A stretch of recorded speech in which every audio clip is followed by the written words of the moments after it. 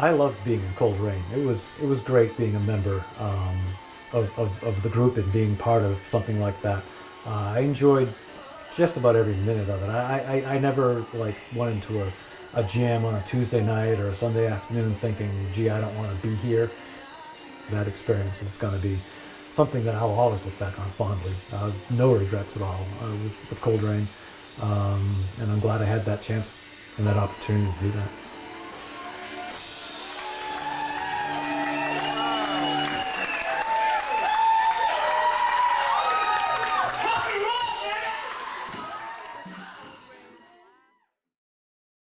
Maybe you've already noticed the resemblance, but this is my dad. And this is 90s rock band Cold Rain. But something funny happens whenever you Google Cold Rain. Let me show you. Cold Rain is also a wildly popular Japanese punk band that formed in 2007, robbing my dad's band of its name and virtually any online footprint. This is why I think it's so important to tell this story. Even if Cold Rain is not as popular as its Japanese counterpart, I want to show the world that my dad's band happened and that it mattered. Cold Rain was Mike Ruggieri on bass and vocals, Mike Connors on guitar and vocals, and those two are also kind of like the leaders of the band. They did most of the songwriting and singing. Mike Gorman on drums, and me, Mike Poole, on rhythm guitar and whatever else we needed. So for a while we did have a fifth member of the band, Josh. He was the only member of the band not named Mike. He played keyboards for us and was probably in the band for 2 or 3 years or so. He was there almost at the very beginning. I met him actually at our first jam session. Josh was a great guy. I liked him. I kind of wish he'd stuck around in the band, but he wanted to kind of start splitting time with other bands and stuff, and he couldn't commit to us full time, and that was kind of the beginning of the end with Josh, unfortunately. Mike Connors and I went to school together at Bridgewater State College, and we actually met one another because he was randomly strumming his guitar in his dorm room, and I wandered by somewhat intoxicated, invited myself into the party, and then started jamming with him. In the meantime, we had figured out that another guy we knew at Bridgewater, Mike Gorman, was a pretty good drummer. So that really did form the beginning of Cold Rain. And then based on the kinds of stuff we were playing, I had reached out to Mike Poole to ask him if he would add some flute to a couple of tracks when we were recording. I had been friends with Rouge for a very long time. I met him in 3rd grade, and we were in a lot of the classes together. We used to do school projects together and play at recess together and everything. And then we went through high school together, although we didn't have a lot of classes the same. We continued to stay friends and hang out outside of school most of the time. Rouge came to me one day when I was still in college and gave me a cassette, an audio cassette, and he said, "Here, these are some songs that me and Connors put together. We know you play the flute, or you used to back in elementary school. Could you maybe come up with a part or two for one or two of these songs, and we'd like you to come in and put those parts down on the tape and add them to the song." So that was my involvement, my introduction to Cold Rain, listening to that tape, these 5 songs for the first time, and I did. I picked a couple of songs and came up with a couple of parts, and that was kind of how I got involved in the first place. We were going for a kind of acoustic vibe at the very beginning, right? We wanted to be kind of,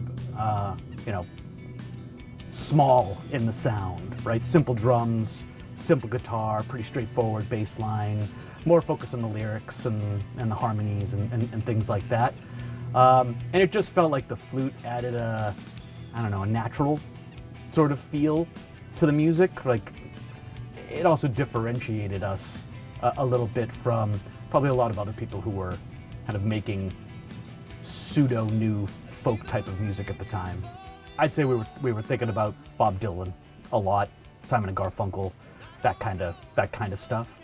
What we were listening to, though, at that time, which was, it must have been 88 or something like that, was the beginnings of alternative music. So REM, Toad the Wet Sprocket, eventually the Counting Crows and stuff. And as sort of grunge entered the mainstream in the early 90s, it actually felt like a very, very natural progression for the kind of music we were playing, right? Which was heartfelt and thoughtful, I would say, from a lyrical perspective and a melody perspective, right? And that's always the thing about grunge to me, was always, it wasn't that it was just super loud, it was that it was melodic and loud and harmonic and loud, right? So it was expressing the emotion both kind of vocally and through the power of the sound. So we started adding much more electric stuff, less flute. Didn't quite fit that sound. So I would say, moving into, certainly by the time we were recording, like the second time we were recording, our sound certainly had shifted to be very indicative of that time. We recorded our second album, Watershed, at Platinum Sound in Jamaica Plain in Boston. And that was a great experience. Probably the most fun we ever had recording, because it wasn't that serious yet, where we were trying to get it as perfect as we possibly could, but we had enough experience at that point to kind of be, pretty good at it, and to, kind of go in and have a little, we'd already done it once before, so we kind of knew what we were doing.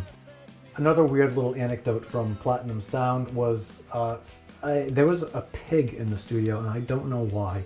And we were all like, oh, look, a pig. And Josh was sitting on the ground, and we were all kind of sitting around, and this pig came running in.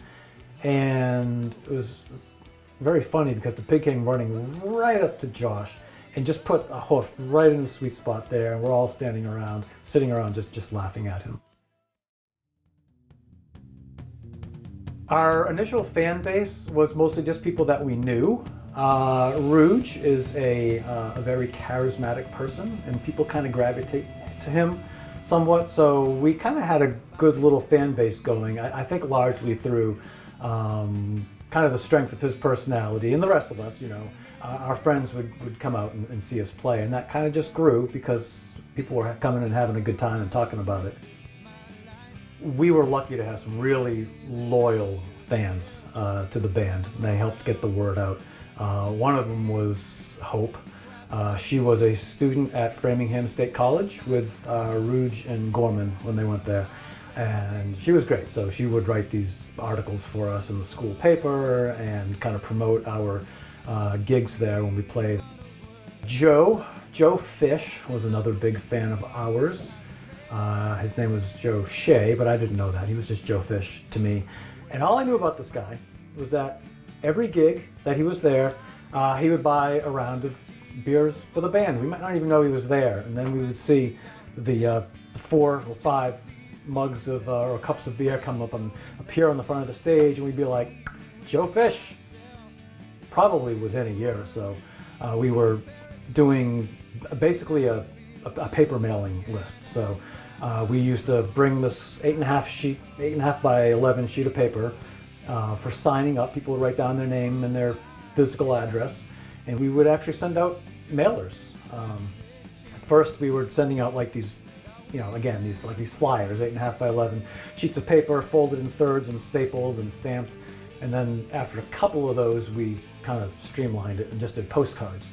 To pay for the mailings and to pay for time in the studio for our recordings, to pay for making t-shirts and whatever else that we needed, we kind of adopted this policy as a band that we weren't going to make any money personally, that every dollar that we made as a band would go back to the band to pay for all these things.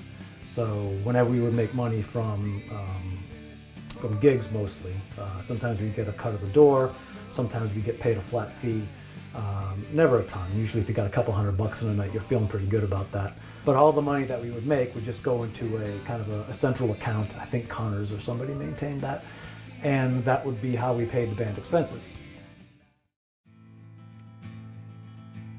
For a while there in the middle. So after those initial gigs that we had, which were in Boston and greater Boston area, we kind of fell into a bit of a rut or a groove, I guess you could say, where we played a lot of local clubs. And it was mostly the Village Inn in Medway, the Zone in Mendon, in Ravens, and Franklin. The balance became, do we want to play good nights in front of lots of people and make good money? It's very compelling. Or do we want to try and get out there and get back into the city where the exposure would be, greater? So there's way more upside if you get, discovered in the city and you get, at least the capacity to, be able to play in front of more people and to expand your audience. But at the same time, it's a bit of a sacrifice because you're not going to get the good nights, you're not going to get as much money, and your loyal fans may not be as willing to go out there and see you play. The Causeway. Yeah, that was an interesting place. Yeah, it was a dive. Let's just put it that way. We went in through this back door on one of the side streets and up this stairwell, and it was up in this this upstairs place. There was a stage set up at one end and a bar and everything, but it was gritty. There were trains rumbling by outside the windows there. That was back when the L still ran down Causeway Street. And we popped in, it was Christmas time, maybe the week before Christmas or something like that. We had been working really hard on a couple of Christmas Carol covers for the show, and they were actually pretty rocking. They weren't quiet folk ones. We kind of rocked them up. So we're getting prepped to play, and the opening act goes on before us, and they are called Monster Zero. And Monster Zero comes on stage in furs and big boots. One guy's shirtless, the other guy's got the horns on the head, and they basically did 45 minutes of death metal. Their drummer did a drum solo using, as Rouge diplomatically said in one of our mailers, using marital aids for drumsticks. Did a whole drum solo with them, and they were vibrating against the cymbals and stuff, and it's just like, okay, wow. After that explosion of a set that they had, we're like, shit, we've got Christmas songs to play. Our set's ready to go. It's a regular Cold Rain set with a little festive Christmas added to it. And we played, and it was actually one of my favorite gigs we've ever done. Those songs, those covers, it was like Do You Hear What I Hear, Little Drummer Boy, came out great, and they were super Cold Rainy, and we had a big crowd there. And afterwards, we sat down with the booking guy, and he's like, "Shit, Mike, I thought you were Gold Rain, like G and an REIGN, and I thought you guys were like a death metal sex band of some sort." Like, yeah, you got that one wrong, dude. But that was our first gig that he booked us for. That was the beginning of our relationship with him, and that got us kind of into our final year and a half of playing gigs, where he booked us all over the city and got us into all the clubs that we always dreamed about playing. Yeah, the Phoenix Landing, that was this great club in Cambridge that we used to play at, and we loved the place because it's very hard to get weekend nights to play in the city, especially as a headliner. Fridays and Saturday nights are primo time slots for an originals band especially, and Phoenix Landing, for some reason, would schedule us on Friday and Saturday nights as a headliner, and that was great, because a lot of the other places we were, whatever, it was Wednesday night as an opener or something. Tough to get your fans to come out for those things. So the Phoenix Landing had treated us well, and we asked them if we could do our record release party there, and they said sure. They gave us I think they gave us a barrel of beer that we could serve to our fans as well. They collected all the money at the door for that one to help, pay for that. And anybody who came in and said that they were there for the Cold Rain album release party would be shown upstairs, and they came up there, and It was fun. It was great. We were selling the CDs. We were playing the CDs. Mostly there were people there that we knew. We had a good fan base, but a lot of them were kind of like our friends that we'd known for a long time. So I don't know how many people actually showed up there. It was probably, I don't know, 50, 60, 70 people maybe came to that event, and we had a good time. And the beer ran out after 20, 30 minutes, so that would bring us a second barrel, but that's all right. At that point, we kind of wrapped things up and went downstairs, and we were playing immediately after the record release party. So that was a good event for us, and it was the first time that we ever had, or the only time we'd ever done an actual CD release, and that was pretty cool because CDs made you feel really official. Back in the '90s, that was a big deal. I know that gig that we had at Harper's Ferry in like November of 1996 or so was not a good turnout. It was like maybe a dozen people, which was really low for us at the time. We could usually count on 100 people or so, or more, and it was pretty consistent for a while there.